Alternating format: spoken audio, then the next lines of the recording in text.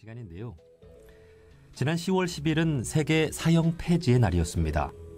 우리나라는 지난 22년간 사형 집행을 하지 않아서 실질적인 사형 폐지 국가로 분류되고는 있지만 법적으로는 엄연히 존재하고 있는데요.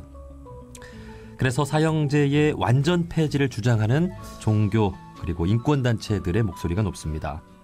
특히 천주교에서 이 사형제 폐지 운동에 앞장서 왔는데요.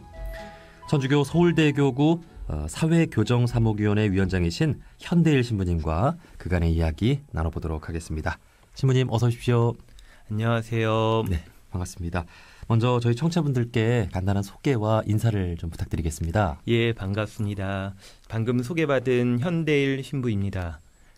원불교에서도 교구라는 단어를 쓰는 걸로 알고 있는데 저도 천주교에서도 교구라고 단어를 씁니다. 전 서울교구에 속해서 교정사목을 담당하고 있습니다. 네, 그 천주교와 원불교는 그 참 비슷한 점이 많다는 생각을 항상 해왔는데 네, 교구도 그렇고 뭐 여러 그 조직 체계나 우리 또 교무님, 신부님들의 활동적인 부분도 비슷한 점이 많은 것 같습니다. 예, 그렇습니다. 신부님께서 위원장으로 계시는 이 사회교정사목위원회는 어떤 일을 하는 곳인가요? 예, 그 교도소, 구치소를 교정시설이라고 하잖아요. 이제 그곳에 들어가서 천주교 종교 예식을 하는 일을 하고 있습니다. 그러니까 제가 만나는 사람들은 수용자, 수영자 그리고 이제 바깥에서 그 가족들 어려움들 듣고 도와주고 또한 사형수들 이렇게 만나서 또 그들과 함께 종교 예식을 하고요. 그리고 출소자들을 위해서도 일하고 있는데 출소하셔서 갈 곳이 없는 분들이 꽤 있으십니다. 그분들을 위해서 쉼터 제공하고 여러 가지 경제적인 여건들, 그다음에 영성적인 여건들에 대해서 도와주고 있습니다. 경제적인 사정이 안 좋으신 분들이 사업을 하셔야 될 때 그 도와주기 위해서 무담보 대출을 해주는데 그런 은행도 운영하고 있습니다. 그리고 또한 흉악범죄로 이제 가족을 잃으신 분들, 그 가족들 모임도 함께 하고 있습니다. 네, 그야말로 우리 사회에 참 힘들고 소외된 이웃과 함께하는 일을 하고 계시는군요. 그 원불교 교무님들 중에도 그 교정교화 하시는 그 이야기를 들어본 적이 있는데 교구 차원에서 이 교정사목이라는 그 부서가 있는 거군요. 예, 그렇습니다. 예. 자, 아마 신부님께서 그동안 해오신 이 사형 폐지 운동도 그러한 활동을 하시면서 함께 해온 일이 아닌가 싶은데요. 그 지난 10월 10일은 세계 사형 폐지의 날이었죠. 그동안 천주교에서 참 많은 노력을 해왔다고 들었습니다. 이에 대해서 설명을 좀 해주시겠어요? 예, 그 전에서부터 그러니까 저 이제 교정 사목에서 계속 사형수들을 만나니까 아무래도 생명의 존귀함에 대해서 더 일깨우고 여러 가지 활동을 하다가 2001년 이제 천주교 공식 기구로 사형 폐지 소위원회를 구성하게 됩니다. 그래서 더욱 체계적이고 조직적으로 활동을 하고 있습니다. 사형 폐지는 절대적으로는 사실은 입법기관이 해야 되는 것이죠. 입법기관이 해야 되기 때문에 15대서부터 이번 20대까지 국회에서 사형 폐지 입법 발의 서명을 받아왔습니다. 예. 그 입법 발의를 하기 위해서는 사실은 또 여론도 많이 좌우를 하겠죠. 국회의원들은 여론에 신경을 쓰니까 그 여론 조성하기 위해서 천주교 내에서 서명 운동도 한 4차례 받았고요. 그다음에 여러 가지 잘못된 인식들, 그다음에 생명 존귀함을 깨우치기 위해서 생명 콘서트, 그다음에 사형 폐지 콘서트, 세미나 열었고요. 그리고 올해 초에는 우리 천주교 사형 폐지 소위원회가 헌법 소원을 했습니다. 네, 헌법 소원을 하기도 했습니다. 예.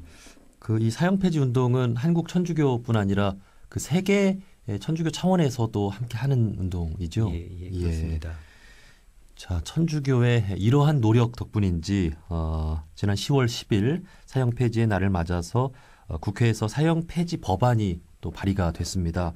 이 법안 통과 가능성 이번에는 좀 크다고 볼 수 있을까요? 어떻게?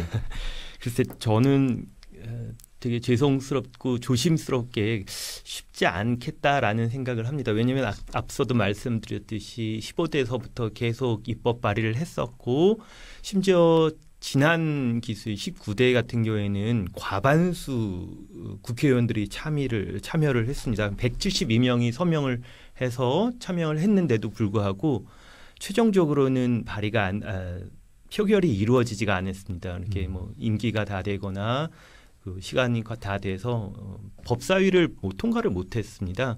이번에도 사실은 얼마 남지 않았잖아요. 국회의원들 임기도 얼마 남지 않았고 여러 가지 현안들이 많아서 쉽지 않지 않겠는가. 사실은 오히려 아까 말씀드렸듯이 2월에 헌법소원을 했는데 그쪽에 더 많이 희망을 걸고 있습니다. 그래서 우리 헌법재판소가 사형제가 헌법에 나타나 있는 인간의 존엄과 가치에 어긋나는 제도라는 것, 그래서 위헌이다라고 선고를 하게 되면 아마도 이제 그것 때문에 국회에서는 새로운 대체 입법을 만들게 됩니다. 아마도 그렇게 되는 것이 더 빠르지 않을까, 가능성이 더 있지 않을까 생각이 됩니다. 예, 그 국민들의 뜻을 받들어서 법이 만들어지는 거잖아요. 천주교에서 그러한 노력을 오래 해왔다는 것은 천주교 신자분들은 대부분 또 그에 대한 가치에 또 동의한다는 또 얘기일 수도 있고 또 종교계 전체가 그런 노력을 같이 해 나간다면 법안 통과 가능성도 높아질 수 있겠죠. 그런데 사실 궁금한 것은 우리나라는 지난 22년간 사형이 집행되지 않아서 실질적인 사형 폐지 국가로 분류되고 있잖아요. 그럼에도 법적으로 완전히 폐지해야 한다라고 하는 그 중요한 이유는 뭘까요? 예, 방금 말씀드렸듯이 모든 종교인들이 그런 가치에 대해서 동의를 하고 있고 그리고 국민적으로 그런 거에 동의를 하고 있다면 정말로 금방 폐지가 되어야 되겠지만 사실은 흉악범죄가 일어날 때마다 여론들이 또 바뀌고 네. 빨리 사형제를 실시해라라고 얘기를 하고 있고요. 사실은 오늘 아침에도 저는 라디오 방송을 들었는데 정말로 전 국회의원이라는 분이 나오셔서 자기가 법무부 장관이 되면 바로 사형을 집행하겠다라고 얘기를 하시더라고요. 이제 그분 종교를 보니까 이제 개신교 신자분이세요. 신자분이 그런 라디오 방송에 나와서도 얘기를 할 정도면 우리가 집행을 안 하는 거에 거기에 안주할 것이 아니다. 제도적으로 마련을 해야 된다라는 것을 더 확증하게 되지요. 사실은 요 전까지만 보더라도 국회의원 요기까지 가지 않더라도 사실은 대통령 TV 토론에 나오면 한 분은 꼭 그런 얘기를 하잖아요. 사형제 꼭 실시해야 된다.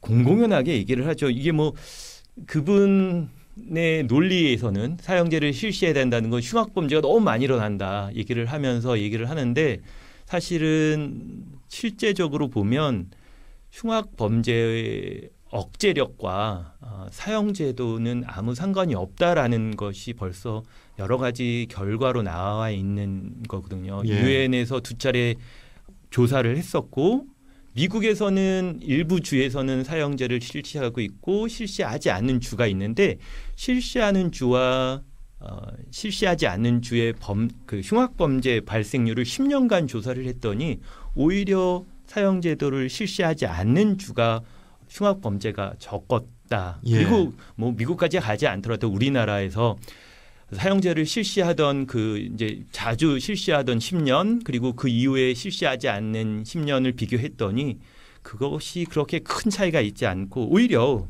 실시하지 않은 10년간이 더 흉악범죄가 적었다라는 것은 조사로 나와 있는 사실입니다. 그래서 흉악범죄가 너무 많다. 그러니 사형제를 실시해야 된다라는 거는 근거가 있는 것은 아니지요. 그러니까 사형제가 범죄 발생을 줄이는데 효과가 없다는 것은 사실 오래전부터 나온 이야기고 그럼에도 그 사형제가 있어야 된다고 말하는 것은 뭐 정의를 세워야 한다. 뭐 아니면 그런 사람과 같이 이 사회에서 살아갈 수 없다. 해만 끼친다. 뭐 이런 거잖아요. 그 이에 대한 이야기를 또 이제 나눠 보려고 하는 건데 이 극악무 또한 범죄자도 얼마든지 새 사람이 될 수 있다는 가능성을 포기하지 않는 것이 사실 종교잖아요. 예, 그렇습니다. 이제 신부님께서 교정교화를 오래 해 오셨다고 했는데 실제로 그런 사례들이 좀 있는지요?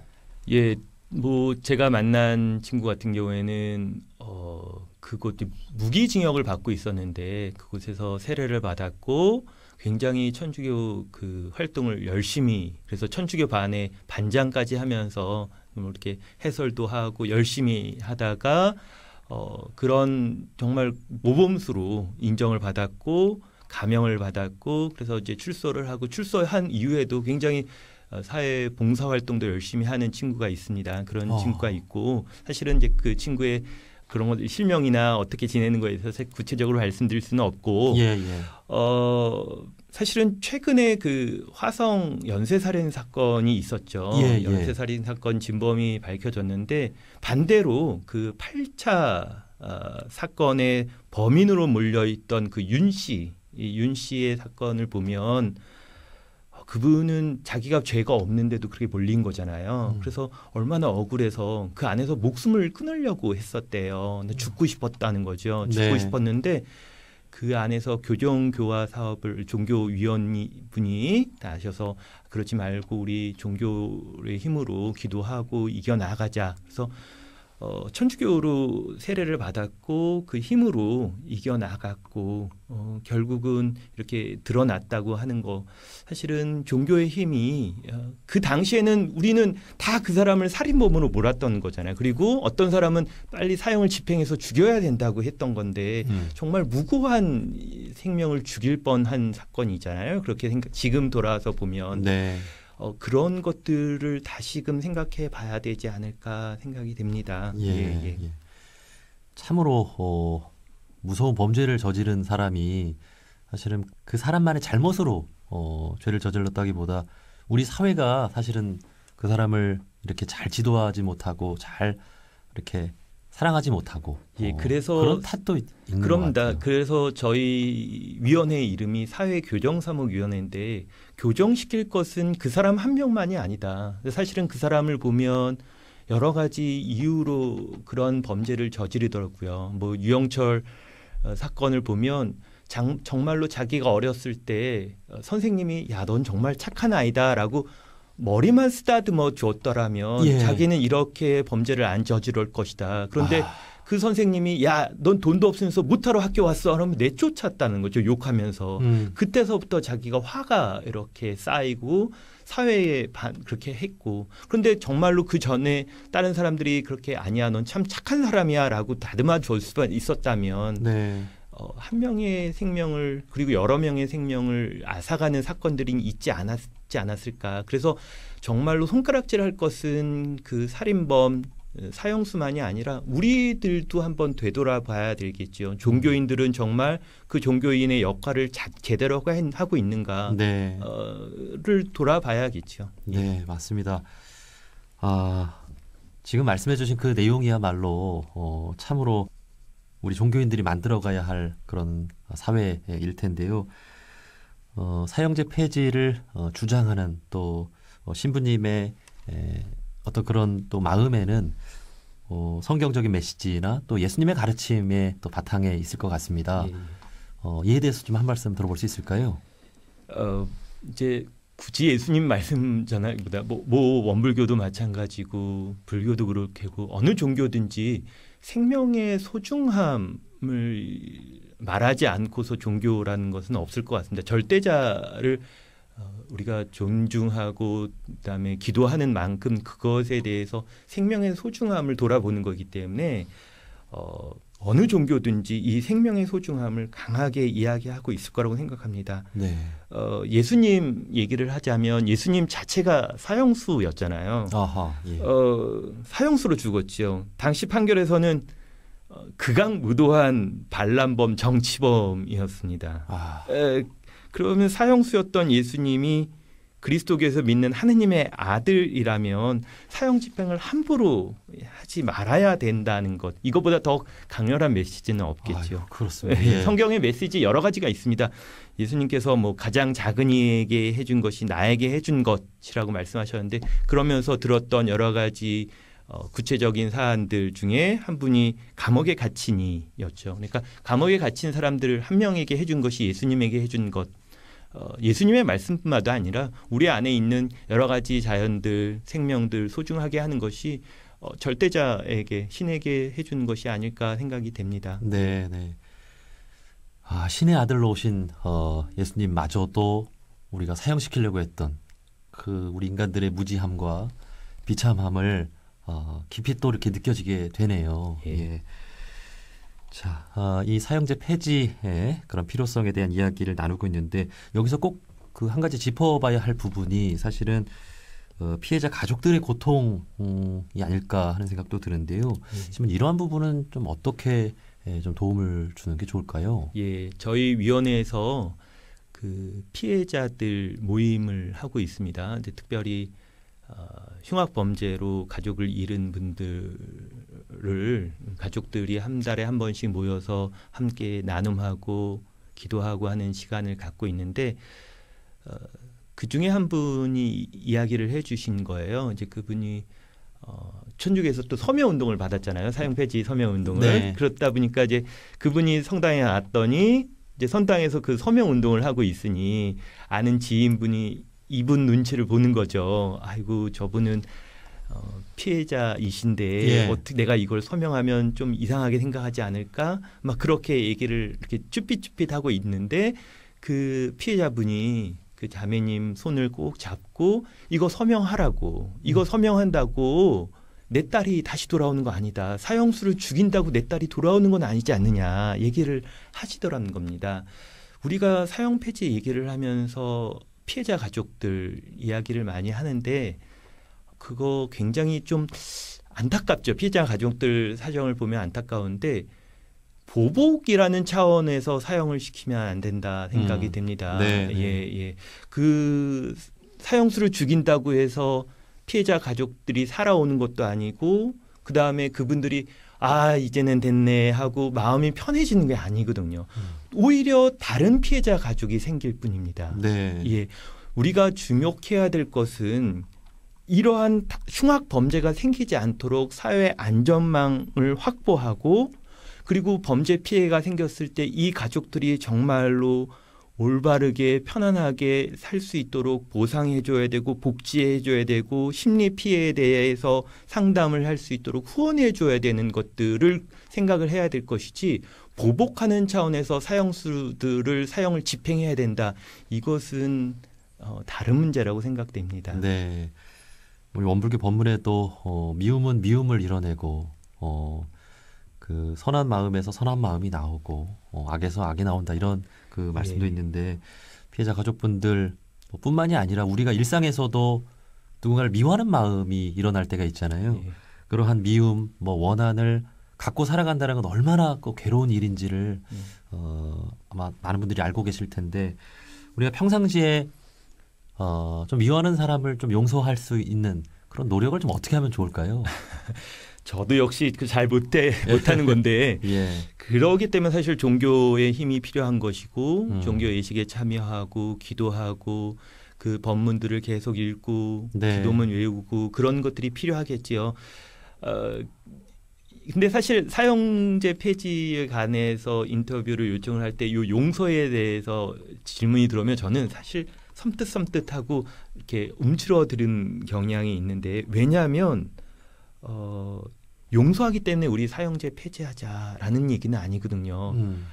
사실 사형제 폐지한다고 해서 사형수들이 곧바로 그냥 다 나와야 된다라는 건 아니거든요. 예, 근데 예. 대체 입법으로서 종신제를 요구를 하거나 어떠한 정말 중형을 우리는 폐지하자는 건 아닙니다. 그렇지만 생명을 앗아가는 것은 그만두어야 된다라는 것을 얘기를 하는 것이죠. 그래서 용서하기 때문에 중형을 내리지 말자라는 것이 아니라 생명을 뺏는 것은 우리의 몫이 아니다라고 얘기를 하고 싶습니다. 그래서 네. 글쎄요, 용서 우리 일상생활 안에서 악한 마음들 다스릴 수 있도록 노력을 해야겠지만 그러한 것과 사형제도의 관련성을 이렇게 해서 그래서 쟤네들은 용서받았으니까 나와야 된다라는 것은 정말로 위험한 발상이고 그러한 것들이 잘못 오독되면 우리 많은 영화에서나 문학작품에서 그렇게 나오잖아요. 쟤는 용서받았는데 또 죄를 저지르네. 그러면 정말 사형제가 필요한 거 아니야? 라는 결론이 나올 수 있거든요. 그런 거는 아니다 생각을 합니다. 네. 그 제가 읽은 책 중에 사람이 사람을 심판할 수 있는가라는 책이 있는데 그 만약에 판사가 예. 이 사형 집행 그 사형제를 내리는 판사가 사형 집행까지 해야 한다면 이 사형제를 판결할 사람은 없을 것이다 이런 말도 그렇습니다. 했는데 사람이 감히 사람을 죽일 수 있는 일은 사람이 할 수 있는 일이 아니고 그렇게 만들어진 존재가 아니라 어떻게든 좀 용서하고 살릴 수 있는 방향으로 우리가 만들어진 인간이 아닌가 그런 생각도 합니다. 결국 집행은 교정 공무원이 하는데 그죠? 교정 공무원이 그거를 집행을 하면 그렇게 잠을 못 이루고 그 힘들다고 합니다. 그래서 정말로 피해가 누구한테 가느냐, 누가 좋은가 사형 집행을 해서 과연 피해자 가족을 얘기하는데 피해자 가족도 사실은 그걸 보면서 좋아하라 하지는 않을 겁니다. 예, 네. 그 참 어려운 문제입니다. 예. 그 시민님께서 교정교화를 오래 해오셨는데 지금 교정교화를 위한 종교계의 역할, 지금 이웃종교 전반의 그런 활동 사항은 좀 어떻습니까? 예, 일단 천주교 같은 경우에는 모든 그 지역의 모든 교구의 그 교정교화 사업을 하고 있고 제가 나가고 있는 서울구치소나 여러 군데 서울 안에 교정 시설을 갔을 때 뭐 개신교도 역시 있고 그다음에 불교 역시 있고 원불교 교무님도 제가 자주 뵙습니다. 그래서 각 교정 시설마다 모든 종교들이 가서 이렇게 활동하고 있는 것으로 알고 있습니다. 네. 열심히 활동하고 계십니다. 다들. 예. 그 평소에 우리 눈에는 보이지 않는 곳이잖아요. 예. 역시 우리 또 종교계가 예.